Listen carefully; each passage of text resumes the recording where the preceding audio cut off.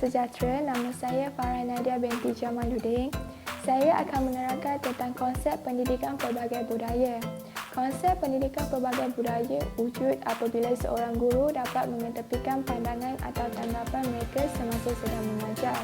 Bahan pembelajaran pula perlulah diperbaharui dari masa ke semasa dan mengambil kira pelbagai perspektif etnik, jantina, kelas sosial dan lain-lain.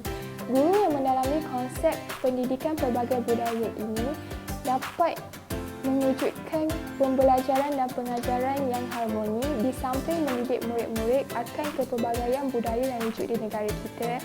Guru juga boleh menjaga sensitiviti antara kaum, memandangkan murid-murid beliau datang daripada masyarakat yang berbeza seperti masyarakat Melayu, Cina dan India.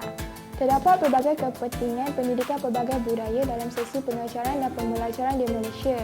Antaranya ialah menambah ilmu pengetahuan tentang budaya kaum lain. Sebagai seorang rakyat yang datang daripada negara yang berbilang kaum, individu seharusnya mendidik diri mereka tentang budaya kaum lain agar dapat menjaga percakapan dan tindakan supaya tidak mengguris perasaan kaum lain.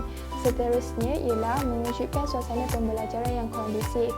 Proses pengajaran dan pembelajaran berjalan dengan lancar sekiranya perkara-perkara sensitif antara kaum tidak dibangkitkan. Kemudian, menanam semangat patriotisme dalam kalangan pelajar. Para pelajar perlu mempunyai semangat patriotisme yang tinggi supaya perpaduan kaum di negara kita dapat dikukuhkan. Akhir sekali, mengekalkan keamanan negara.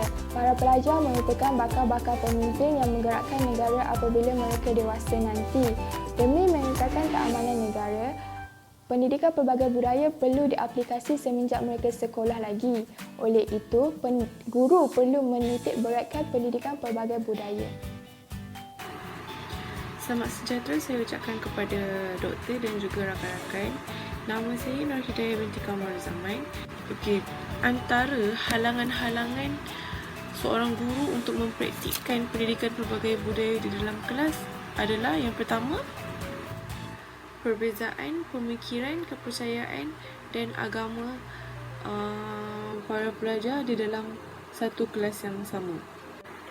Dengan berbezanya pemikiran, kepercayaan dan agama pelajar yang pelbagai budaya ini dalam sebuah kelas,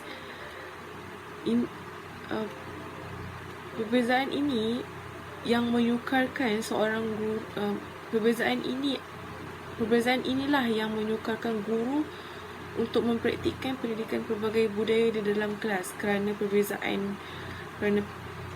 berbezanya pemikiran mereka, kepercayaan mereka. Halangan yang seterusnya adalah perancangan dan pelaksanaan pembelajaran yang kurang sistematik, kurang rapi dan juga idea dan kurangnya kepelbagaian idea yang kreatif di dalam kelas. Okey. Halangan guru untuk mempraktikkan pendidikan pelbagai budaya yang seterusnya adalah semangat patriotisme dalam kalangan pelajar yang kurang. Apabila kurangnya semangat patriotisme di dalam kalangan pelajar ini menyebabkan pelajar tidak memahami dan tidak mengendahkan kepelbagaian budaya yang berada di sekeliling mereka. Apabila kurangnya semangat patriotisme di dalam kalangan pelajar, jadi pelajar ini tidak menghiraukan tentang kepelbagaian budaya yang ada di sekeliling mereka, dan ini juga menyukarkan lagi guru menerapkan dan mempraktikkan pendidikan pelbagai budaya kerana mereka tidak menghiraukan budaya-budaya yang ada di sekeliling mereka. Okey, halangan guru yang terakhir dapat saya terangkan dan dapat saya berikan adalah konsep kepelbagaian budaya tidak difahamkan dan tidak diterangkan dengan jelas oleh guru kepada pelajar.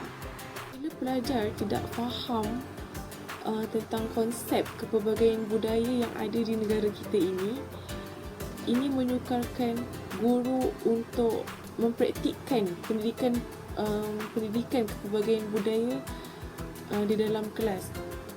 Jadi guru perlu lebih faham mengenai konsep ini sebelum menerangkan kepada pelajar agar pendidikan pelbagai budaya ini mudah untuk para pelajar memahami. Cadangan inovasi. Kami memilih untuk menginovasikan satu aktiviti di dalam program kami iaitu ekonomi rumah tangga yang boleh diaplikasikan semasa sesi pembelajaran dan pengajaran untuk menyelesaikan masalah seperti yang telah dinyatakan. Kami merancang untuk menginovasikan satu aktiviti iaitu pertandingan memasak yang dilakukan secara berkumpulan dan ahlinya mestilah terdiri daripada pelbagai kaum untuk menghasilkan satu menu yang melibatkan gabungan budaya pemakanan setiap kaum yang ada di Malaysia. Penerangan ringkas tentang inovasi. Aktiviti yang diinovasikan ini adalah merupakan satu aktiviti pertandingan memasak untuk pelajar. Pelajar perlu membuat satu kumpulan yang ahlinya mestilah terdiri daripada pelbagai kaum.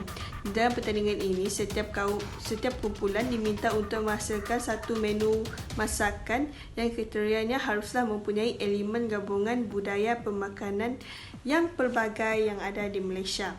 Penilaian bagi pertandingan ini adalah di mana kriterianya haruslah dipenuhi dan hasil menu masakan mereka juga haruslah mempunyai gabungan budaya pemakanan yang terdiri daripada pelbagai kaum sebanyak yang boleh.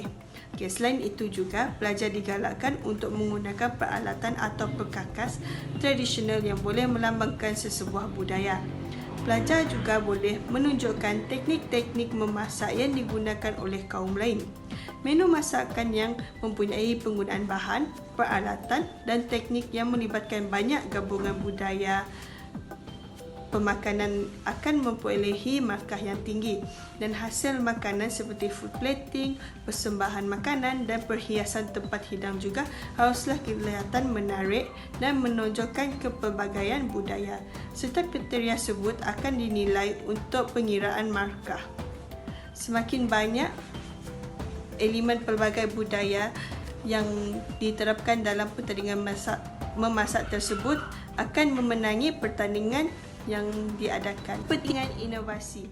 Melalui pertandingan memasak ini, pelajar akan dapat melakukan satu pengkajian tentang budaya pemakanan dari setiap kaum yang terdapat di Malaysia, mendekatkan diri pelajar dengan budaya yang ada tentang pemakanan mereka, menganalisiskan budaya yang terdapat di Malaysia yang bukan sahaja terdiri daripada Melayu, India dan Cina, memahami konsep budaya yang tidak menghadkan antara satu kaum sahaja, menganalisiskan satu hidangan yang baharu mengikuti kreativiti dan idea mereka, dan pelajar juga akan memberi kerjasama antara ahli yang terdiri daripada pelbagai kaum dan dalam perkongsian idea mereka antara satu sama lain. Faedah yang diperolehi melalui pelaksanaan aktiviti.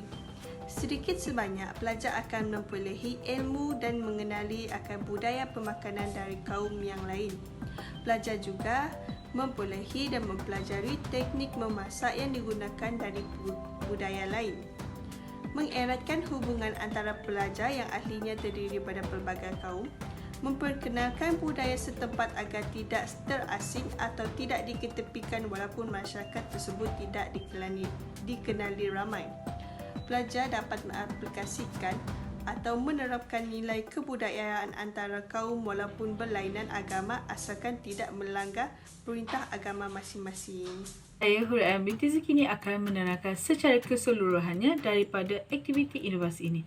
Okey, secara kesimpulannya, dengan mengadakan aktiviti-aktiviti seperti ini, pelajar-pelajar di sekolah dapat memahami dan mempelajari kepelbagaian budaya yang terdapat di Malaysia yang telah mewujudkan pelbagai budaya yang menjadi pegangan dan amalan hidup mereka. Kebudayaan kebangsaan di Malaysia adalah berasaskan kebudayaan orang-orang Melayu, orang Cina, orang India dan kaum yang lain.